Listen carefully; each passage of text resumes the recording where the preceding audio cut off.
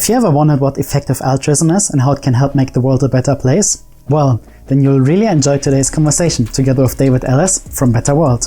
He will share with us how intentionally living in a poor neighborhood helped him start a journey of effective altruism. We got involved with an organization and they kind of said, look, if you want to help the poor overseas, you should help the poor in New Zealand first. I don't know if anyone else did it, but we certainly did. And we went and lived in the poorest area of Auckland. We spent 5 years living there. He will share how he locked himself into using his business profits for the greater good. So we transferred the ownership of the Barcodes business into a charitable trust, into Better World Initiative, so that all the profits have to be given away. We now pre-committed to giving the money away to charitable purposes, to using it for charitable things. And so it makes it much easier for us. And it's kind of it's a good space to be in. And he will share how he committed to giving half of his money away during his lifetime. There's a billionaires club with, Warren Buffett and Bono and stuff, and it committed to giving away half their wealth before they die. So I remember coming across that a few years ago and thinking, I wonder if a normal person could do that. Why do you have to be a billionaire to do that? And so my wife and I talked about it and we've agreed to do that. Hello and welcome to the Impactful Ninja Show. I'm your host, Dennis Kamprad, and today we are joined by David Allis from Better World. David, welcome. Hi, Dennis. Good to be here with you. Well, a pleasure having you here as well. Now, before we get started into telling your journey, give us a brief overview. What is Better World and what you're doing there? Yeah, so Better World is a charitable trust based here in New Zealand. It's just a tool, it's a vehicle, it's a means by which we're trying to make an impact on the world. We're trying to change the world, particularly for the poor and the marginalised, and for areas of justice as well. So it's a mechanism for us for that. And to make it slightly more concrete, what are the main programs that you're running there? Yeah, so we do a little bit ourselves, but our main focus is on finding people or organizations that are doing really good things in areas that we like, and we get behind them. We provide funding, and also we try and encourage them to do more than they're actually doing. And one of the things that we look for is things that are counterfactually true. And we were looking for this before I even ever heard of counterfactual, but we're trying to find stuff that we can make a difference with, where if we weren't doing it, it wouldn't happen. So an example is, say, I knew someone who was a great lawyer and then he became a teacher. And I saw an article in the newspaper about what a wonderful teacher he was. And so he probably, and rightly, thinks he's having a wonderful influence on those children. But arguably the impact he's actually having himself with that career change is the marginal difference between him and the next teacher that wanted the job that he's got. So he might be 10% better as a teacher. So arguably his change in career has added 10% of value to those children. And if you look at it another way, he could actually have stayed as a well-paid lawyer, earned lots of money, and paid for teacher aid, teacher support, and could have had a far greater impact. So we're looking for things that are effective, but also that are counterfactually true, that if we didn't do them, they wouldn't be happening. And it's kind of a tough space to find things in sometimes. Beautiful. The concept of additionality. That's it. Nice. Before we go into a little more detail, let's rewind a little bit more and kind of tell us what did you do before and what was your background? Yeah, so I'm a mechanical engineer originally. So I worked in the companies making washing machines was one of them, automated production lines in the early days of computers. Then I left that. My wife and I lived in Calcutta for 3 years trying to do development work in the slums there. And then I worked for some not-for-profits back here in New Zealand, but always had an interest in starting businesses. So I started some businesses. Before that, we started some alternative education schools for long-term truants here in Auckland. Then I started a business, started selling unicycles. It's a really odd one, but that was my first business, was selling unicycles. My kids got into unicycles, and I thought, here's a chance to learn about business. And then I started making games, and then kind of developed from that. And now my main business, I sell barcode numbers for retail products. So I've got 2 versions of that business, but yeah, I'm a barcode salesman. Wow, that's quite a varied experience there between like working with some NGOs, working in the slums of India, and starting businesses, seeing some opportunities where you can go into doing barcodes and also working on with Better World. I think there's a couple of common things. Sorry, this one is I like solving problems. So I think my engineering taught me to figure out solutions to problems. And then the business thing is, I think it's sometimes your problem and you find a solution to it in business that can become a business. And so that's what happened in a sense with the unicycles. We had trouble finding unicycles. Therefore, we started selling unicycles. The games, we bought a game for our kids for Christmas and it wasn't what we expected. And we thought we can make a better version of this type of game. So we did. And similarly, the barcodes. I needed barcodes for my games and they were horrendously expensive and hard to get. And so I found an alternative and then I turned that into a business. So it's kind of, business solutions to problems that become businesses. That's beautiful. Because it seems like you're picking up on what is missing, what is wrong, what should be better there in the world, and trying to develop a solution. You probably figured out that if you are having this problem and you can develop the solution for yourself, there might be other people out there. Because then, absolutely. Also, when reflecting to a lot of kind of pitches from startups and organizations, there's so many, like the saying is like, well, that's a solution in search of a problem. And it feels like for you, it's completely the other way around, starting with the problem and going ahead from there. Yep, that's right. And I look back, I probably had 50 other business ideas, and some of them could have worked and most of them might not have worked. But in the end, it's finding something that you can get the leverage with, the momentum with.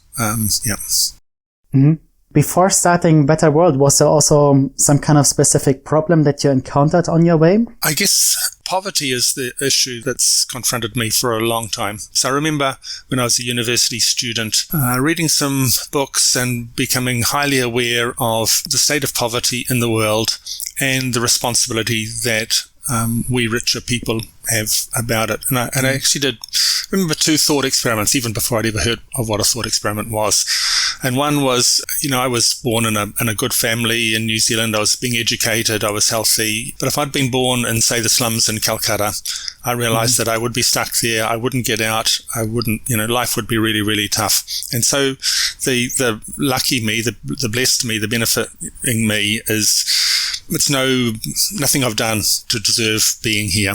And so it made me realize that I had some responsibility, that the rich me had a responsibility towards the Calcutta slums me to do something about making it a bit more level, a bit more just. And the other thing the other thought experiment was realizing that if there was a poor person at my doorstep, I would do something about it. And you take them a few thousand miles away to somewhere else, and I don't do anything about it. And is the distance enough reason to justify that lack of doing anything? And I realized that it wasn't. So I realized that, in a sense, I was my brother's keeper. I am a neighbor to those people these days. And since then, I've realized that the world has changed. We can do so much more now than we could even 20, 30, 40 years ago. There's so much more potential to make a difference in the world. And so I guess that's, it's the right time for us with Better World. We can do stuff that we couldn't have done previously. No, it's crazy to see how stark the contrast is between just one place and the other, and just being lucky enough to be born into one society versus a completely other one. Also, I worked on a project in India as well.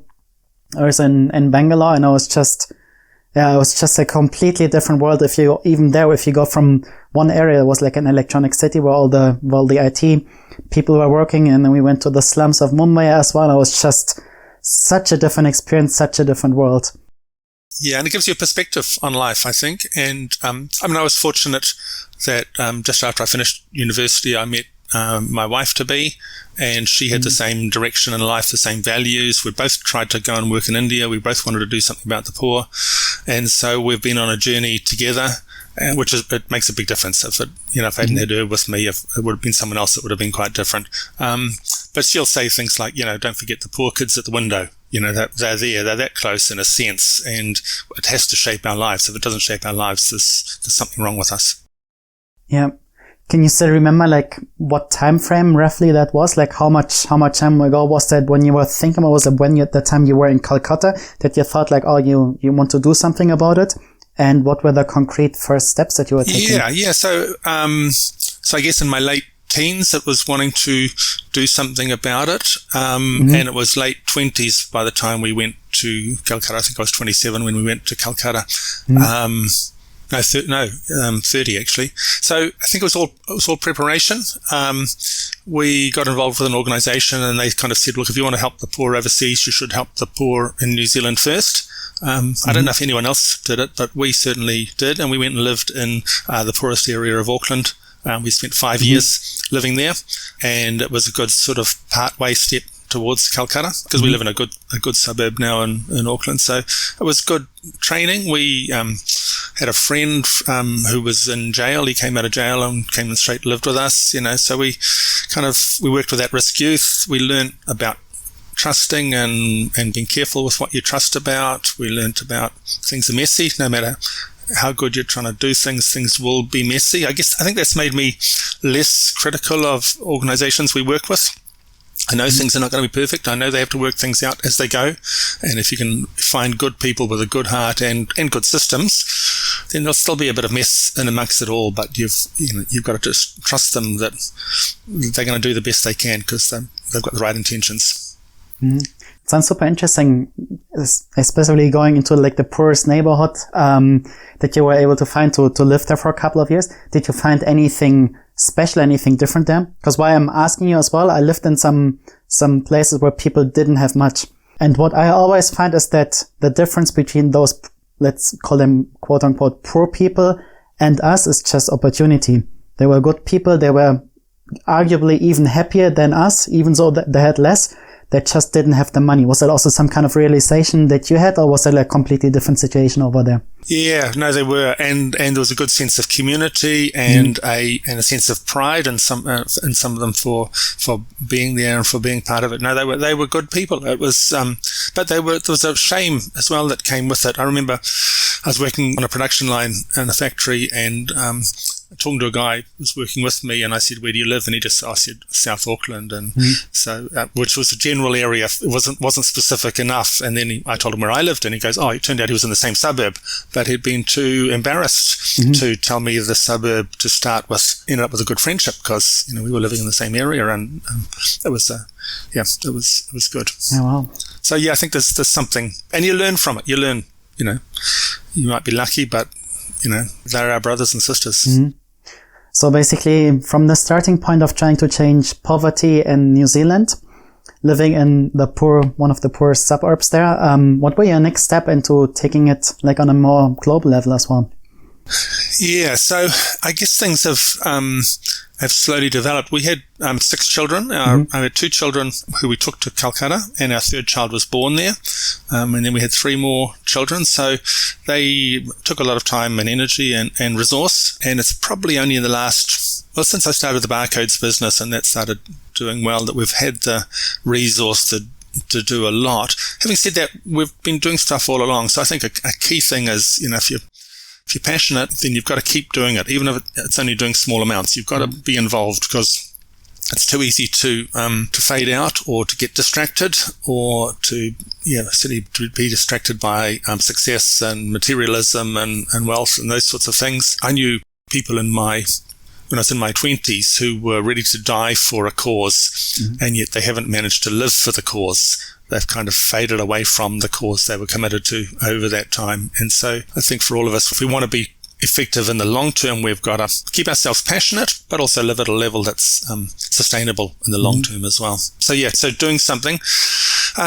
Things have accelerated for us. My businesses make good money, and we've got money to invest in it. I've realized that I'd love to be a person that starts things. I'd love to invent something cool, some cool technology to help poor people. I'd love to start an organization and, have hundreds of people in it, but it's not who I am. I think I'm good at earning money and giving it away. It's kind of a bit sad, really, but it's actually quite exciting. And my wife and I, we just love giving money away. When we're doing it, we say, our friends, they miss out on this. Going, this is just so much fun, and people don't realize the joy that comes from doing stuff. We're both very quick adopters of ideas. We can sit down and have a conversation and come away from it with some new thing that we're going to do that's quite high commitment, but we've made a decision fairly quickly to do that sort of thing. So, we've had the space in the last 15 years to start to do much more with Better World, and it's kind of a really nice space to be in. Nice. So now you mentioned already with the last kind of 15 years with Better World, when was that roughly that you started? Was it also 15 years ago? No, the charitable trust was started 25 years ago. Oh, wow. But it was renamed about 10 years ago, and about 15 years ago we started to get more money able to come into it through my businesses. One of the things we did, I've got 2 barcodes businesses. The first one I started, it was doing well, and I realized that we didn't need all the money that it was making, and that our kids, we'll look after our kids, but we don't need to make them rich. They need to make their own way as well, but we'll do the right thing for them. So there's this concept that we make better decisions for our future selves than for our current selves. We do discounting for the future. So if someone asks us what movie we want to watch in a week's time, we'll choose a high quality thing. If someone asks us what we want to watch now, we typically choose junk. So we discount for the future. Or someone says, can you speak to this group in 6 months' time? We go, oh yeah, okay, whatever. That's fine. If you want to do it next week, well, actually I'm busy and it's going to take me time to prepare and stuff. So we discount for the future. And you can use that to make good decisions, to lock in good decisions for your future self. So we transferred the ownership of the barcodes business into a charitable trust, into Better World initiative, so that all the profits have to be given away. So instead of it making money and that money coming to my wife and I, and then us having to reach into our pockets and give money away and make choices between, do we pay off some more mortgage or do we give the, whatever. So instead of having to make those choices, we now are pre-committed to giving the money away to charitable purposes, to using it for charitable things. And so it's much easier for us, and it's kind of it's a good space to be in. So yeah, that's what we did. That's where we're at with that. That sounds beautiful. Yeah, it's also when thinking about the business world or the charitable world, it's a lot of times that is like one pays the bills and the other one is like the passion, what you really want to do. And for a lot of people, it's really like the choice between either or, and it seems like you were nicely able to integrate them together. Yeah, I talk to people, young people, they're looking for jobs that they love. And I say, well, actually, I love 10% of my job. I hate 10% of my job, and 80% it's got to be done. So, other people are fortunate enough to love their jobs, absolutely, which is great. If you've got that, then wonderful. But for me, it's doing administration. It's thinking about, I enjoy growing a business. I love the challenge of that as a problem and how do I solve it. But I love the effect of what I'm doing. I love the ability to earn money and to use that money to support a whole bunch of worthwhile causes. That's the reason I do it. It's not, yeah. Beautiful. Can you still remember the first project that you did with Better World or the previous name of organization? I know. We did a whole lot of stuff in New Zealand that was sort of small stuff. We helped get unicycles into schools. That kind of tied in with our business. We got Te Reo, our local Maori language resources into schools, again, but through one of the games that we made. We helped fund teaching resources for New Zealand Sign Language teaching. So we did a lot of smallish projects like that. But again, we're typically all in the space of they wouldn't be happening if we weren't funding it or initiating it.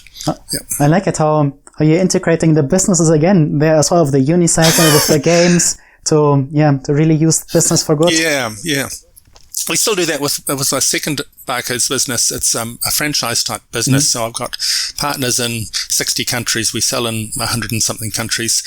And in some of those countries, the people can't pay us. So it's very hard to get foreign exchange. So we then look for a charity that we like in that country, and they gift the license fee they would pay us. Normally they pay it to the charity. We put it through our books. And so, they get to sell barcodes in their country. The charity gets to do its good work, and we don't get anything from it apart from, it's kind of fun and it's doing a good thing. So again, that's integration of business and the charitable work. That's a beautiful, beautiful way of receiving some kind of money and donating it at the same time. Now, it works well. From the first projects to kind of where we are now, can you walk us through like a little some of the ups and downs of what you are doing? Yeah. So the big stuff that we're doing that we love, we got involved in effective altruism. It's a global movement. I came across some of Peter Singer's writings and went to a conference in Australia about 6 or 7 years ago, I think it was. Met up with some New Zealanders there, and we decided to start an effective altruism charitable trust in New Zealand. So that's another trust that I'm involved in. And so we've seen that grow. It's it's getting about $1 million a year in donations now. So we were funding a lot of it in the early days, and now we're just a part of it.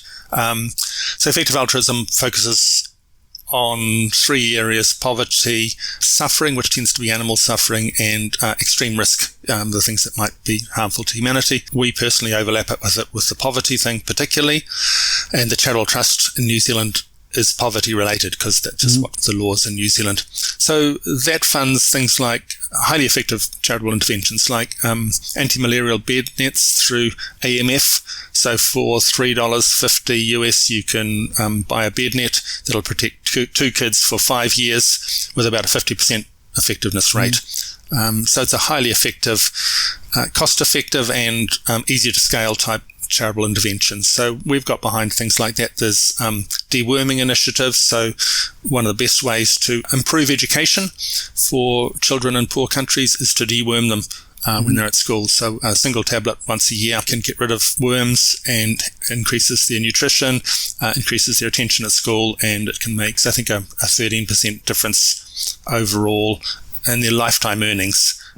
So it's quite simple. $1 a year does that one. So there's some pretty cool interventions and new ones coming out, some great new ones coming out. They're working on, and these are different charities that kind of lean into the space, but they're working on fortification of milk in India, so putting essential vitamins into flour in India, and then also vitamin supplements for pregnant women, and it's a bunch of areas like that. So we got involved in effective altruism and have enjoyed it, particularly because one of the objections from people that don't want to be involved in charitable stuff is, well, I don't know where my money will go, or it's too much is used on overheads. There's all sorts of other objections. I often think they're excuses rather than genuine objections, and so effective altruism tends to cut into that sort of stuff. Part of that, we've been giving away copies of Doing Good Better, a book by Will MacAskill, a professor at Oxford. We've given away 2,000 copies in New Zealand because it's a good book for helping people realize that they can make a difference in the world. So that was the first big-ish area we pushed into. The second one came, my wife's idea. One day she said to me, we should buy a village. And I go, what do you mean buy a village? Okay, you can probably buy cheap towns in outback America for, a little bit of money, but whatever. So she was really saying we should adopt a village or sponsor a village. So you can sponsor children through Oxfam or World Vision or whatever, but this was a step beyond that. And I'd seen a video of a company in New Zealand called Karma Cola. They make a cola product. And the guy that was behind it had realized that the bitter taste of cola comes from a cola nut. So they got in contact with a village in Sierra Leone, a poor village, and started buying all the cola nuts this village could produce. And then they sell the cola nuts to other places.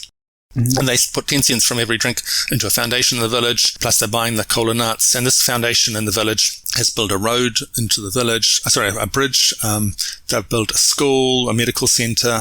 And so this business in New Zealand is quite involved with that village in Sierra Leone. And I thought that was really cool. It was that involvement. So one of the problems with effective altruism, it's fairly dispassionate. You give another 1,000 or 10,000 anti-malarial bed nets. It's nice, but how do you stay motivated? And I want to do the maximum good I can over my lifetime. So that means staying highly motivated to do these things. And effective altruism is good with the numbers, but it's not, doesn't get your heart as well. So this idea of engagement with a village it felt good, but how do I do that with a barcodes business? It doesn't kind of fit in the same way. So then we started looking at organizations where you could sponsor or adopt a village. And I found a couple, and I kind of did quick maths, and one of them was prices and one of them was realistic prices. So one was like $100,000 US a year, and I'm going, that's a huge amount of money in a poor country. What are you doing with that? And the other was sort of $15,000 to $20,000 US dollars, and I thought that's much more realistic if you're hiring a local worker to be involved in helping it kind of made sense. So we got involved with them. We had conversations. We met with people from it, and we've ended up sponsoring some village development teams. So we did some initial work in Vietnam and in Tajikistan, and then we're sponsoring 2 teams in Indonesia, and one in Myanmar and one in Egypt in a slum in Cairo. And those projects, they were all sort of sitting, waiting. The Cairo and the Myanmar one we just started sponsoring in the last year. They had the workers ready to go. They didn't have the funding for it. So they were ones where if we hadn't done it, they'd probably still be waiting to start the work. So we've got involved in those, and that's been fun as well. So another initiative with them, so it's how we can push the other way and influence them. I know their current leader is based in Thailand, and so I messaged him about a year ago and I said, what limits your growth? I'll give you a choice of money or people. Those are your two choices. And he came back really quickly and said it's money. He said, we've got people, but we're limited in growth into new areas, new villages by money. He said, we get good workers, but we don't have the funds to get them working full time to kind of guarantee that we can keep them working and so on. So that led to a discussion, and I said, well, how about if we had a new worker fund for you? You could, hire a new worker with this fund and then get them involved in a village and then package that village project up to sort of sell to other sponsors, and then they could go on to, then you can use that worker fund for another new worker. And he said, great. So that kind of grew into, it's become a 6 area, so we can potentially fund 6 new workers at once, and it's a 5-year fund. So they've got funding for new workers for the next 5 years. So now it's up to them to, okay, you said your problem was money. We've solved that problem in that area. It's up to you to use this now. So that was good. It was fun. Oh wow! So that sounds like 2 really big parts with a different focus that you're working on with Better World. On the one hand side, from the effective altruism part, you're able to effectively help a lot of people all over the world. Probably might be more scattered, might be more anonymously. You're helping these people, but you can't really put any faces behind. And the second part is what you started with. Helping one village, if I counted correctly, might be 6, or with the new edition might be 7 villages even now. Yep. But you really can see okay, this whole area and all of these people living there, that's the growth that you're able to do. That's how you were able to help them and really put some faces behind. And I'm not sure if you already visited them, but seeing before and after pictures or going and speaking to people and getting to know how grateful they are, and it must be a completely different experience. Yeah, I've seen, you don't necessarily see how grateful they are because you just be so careful going in as a foreigner and so on. But I've visited the team and one of the teams in Indonesia and seen what they're doing. I've visited a village where the work is finished and the village has graduated, and it's so cool. And one of the workers there comes from one of the villages that's been impacted. She saw the impact, therefore she wanted to work with the organisation, and this carried on. So the organisation is called Global Hope Network International, GHNI, and they work on 5 areas. They do what's called TCD, Transformational Community Development. They work on food, water, wellness, education, and employment jobs type stuff. So those 5 areas. And along the way, I did a postgraduate diploma in development studies. So when I came across GHNI, they were speaking the right language for where development is at the moment. They it all gelled. They're doing it the right way. Beautiful. What's in plan for the future for Better World? How are you going to scale? How are you going to continue? I've always had an interest in water and water projects. We had some involvement with some well drilling in Bolivia. I met up with an American that was living there with a Bolivian wife, and they had a well drilling teams and so on. And so more recently, and that's how I came across Impactful Ninja, was looking at resources on water. We're now connecting with an organisation called Who Lives, which stands for water, something or other, etc. And they set up well drilling teams in Africa, typically, a few other countries, places as well. They use a thing called a village drill. It is such a cool thing. It's my engineering background coming out. So it's a hand drilling well. So they got this drill designed. So they kind of provide one of these drills to a team. They teach the team how to use it to drill wells, and they get them going in an area. And because it's a hand well, it's portable. They can put it on the back of a pickup truck, or they can put it in a boat to take it up a river or whatever. It can get into places where wells can't be drilled normally. And so they have a system where you can fund individual wells.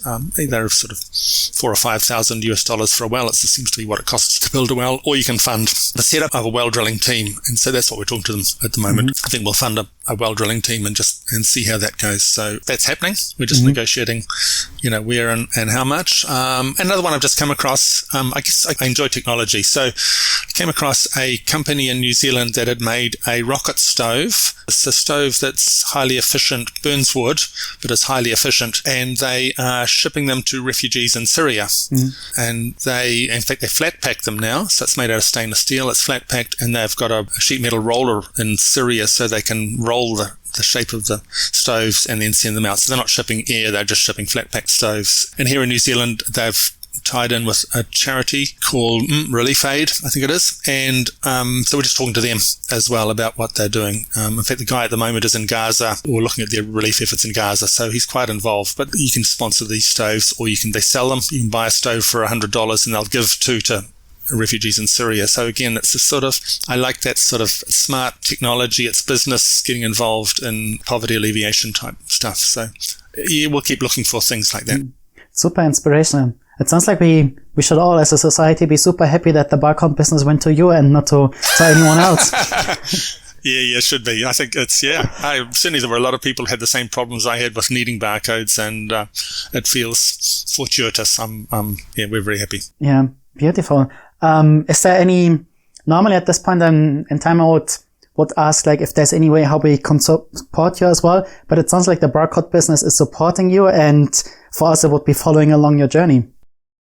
Yeah, I mean, I think if people want to have a look at the organizations we're involved with, they can get involved directly with those organizations. I mean, the effective altruism community is really, really good. And there are, local, it's not an organization as such, it's a movement, but there are local branches, there's events, throughout the world. So, it's really good and good people to be involved with. I went to a conference in Australia a few weeks back, and I just came away inspired, partly by the presentations, but by meeting the people. These are typically young people. I was one of the old people there.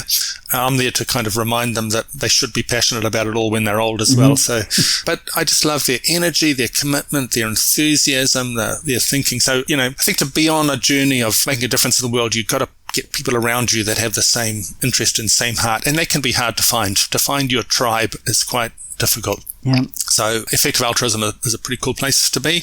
Global Hope Network International, they're always looking for people to sponsor villages and get involved with what they're doing. Who Lives, the well drilling, that's, it's all available to be, for people to get involved with. And if people have got other good ideas, but I don't really want people coming and saying, hey, give us some money for this particular thing. I'm quite good at finding stuff myself. We do have a few other people that put money into a Better World Initiative, and that's really good. It's, one of the villages we're supporting is being supported by other people who are putting the money in, and I like that. We're doing the kind of legwork for figuring out the organization and making sure it all works, and they just put good amounts of money in to make it happen. So there's those sorts of ways to be involved. But I think bigger than that, Better World's not the important thing. The important thing is being committed to making a difference in the world and to use your resources for the sake of a better world. And all the initiatives that you're able to start through Better World as well, no? Yeah. Yes. We'll put the link to Better Link on the screen and in the show notes as well. Before we go into the final part of your personal reflection, is there anything that I forgot to ask you or that you wanted to share about Better World and your work there still? No, I think you've covered it pretty well. It's a nice, easy conversation. Thank you. Well, thanks to you. Now let's take a little step to your personal feedback, personal input. How has your work for the past, 25 years roughly, with the foundation, how has that changed your personal life besides giving away your business and the business profits into the fund? I guess they all roll together so easily. There isn't a big distinction between my work and the charitable work and our personal lives.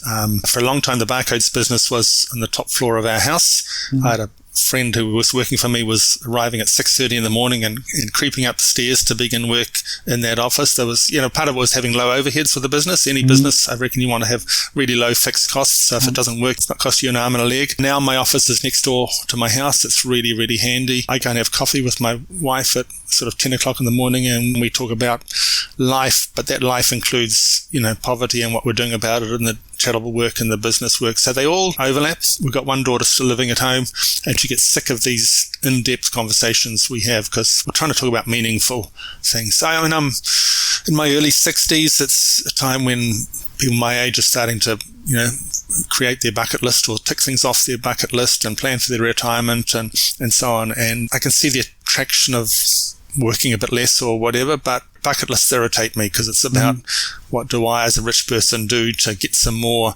memories that will be gone when I die. It's pretty meaningless, and I think people should have some sort of bucket list that involves changing the world and helping poor people and stuff. When you think about what we'd do to look after our kids, we'd pour a huge amount of time and energy and money into our kid that was sick. So what about someone else's kid that is sick?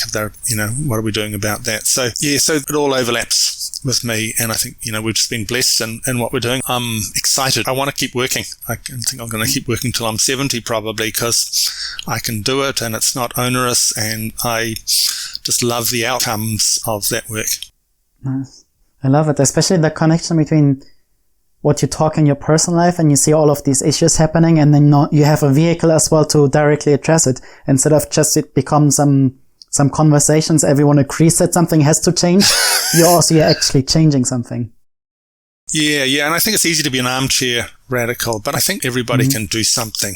One of the mantras we've had for a little while is, can we give more to the poor than to the rich at Christmas? So we've got Christmas coming up, and we would tend to give our kids gifts. And so, and we're rich, so can we give more to the poor? Well, how do we do that? We can probably give a bit less to our kids and a bit more to the poor, or we can buy gifts that are ethically made as well, and so they're helping the poor in the process. And I think anyone can have that sort of conversation.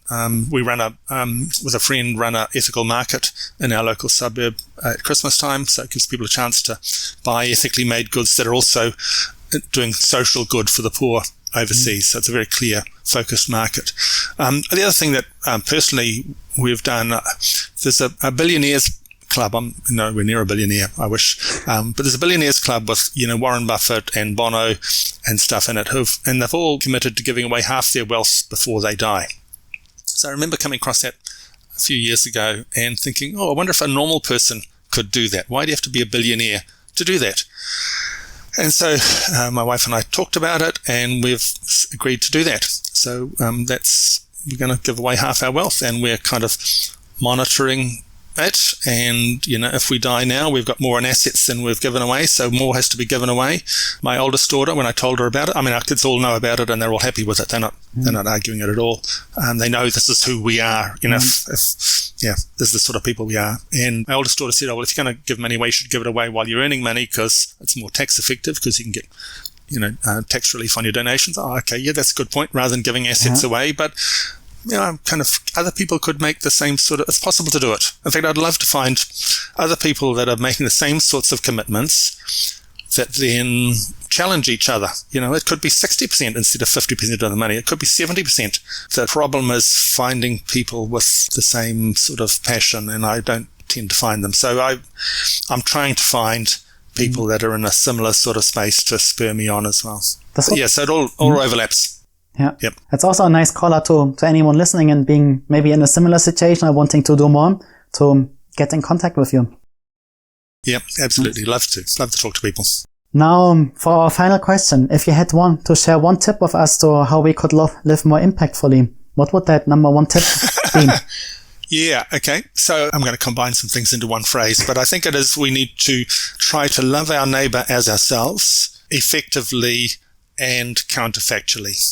So to me, that sums up what we're trying to do. Loving our neighbour as ourselves, that's a kind of phrase that's in many worldviews and beliefs. It kind of makes sense to go, that person over there is like me, and I can do something to help them. What would the poor me over there have the rich me do? And I can do it. But to do it effectively, because we all have limited resources and we don't want to waste our time and our energy on things. So looking for effectiveness, and sometimes it's only a ballpark effectiveness. This seems fairly effective. The village development stuff we do, it seems effective, seems like a good use of money, and it certainly has a good difference for the villages where it works in. So it's effective enough for me. So loving your neighbour, your poor neighbour especially, doing it effectively and doing it counterfactually. And to me, the energizing part particularly is finding the things where you go, I'm making this happen. This wouldn't be happening if I wasn't doing this. And whatever age and stage people are at, I think they can find those sorts of things. You look at your website and your emails and your podcasts, you're doing something that wouldn't be happening otherwise. And so I think to find that niche that fits for your talents and your skill set and where you are in life and the people you know and the resources you've got, but to be focused on making an impact. You're not doing a travel blog, are you? You're not doing a bucket list ideas for that. You're doing stuff that makes a difference, and your listeners will be, I think, looking for stuff that's impactful, and we can all find those things, and particularly that niche where our involvement makes a difference and makes it happen. Beautiful. I especially like how you framed it with the empathy part of what would the poor me somewhere else want a rich me here to do.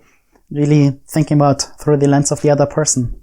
Yeah. I think that we've got to have that perspective, don't we? Because, I had someone the other day said, the poor are happy, talking about the poor in, say, Calcutta or whatever. And I said, they might seem happy, but would you swap places with them? Yeah. Absolutely not. So, you're saying their happiness becomes an excuse for not doing anything, Are they happy that their children are sick and malnourished or whatever? No. So, yeah.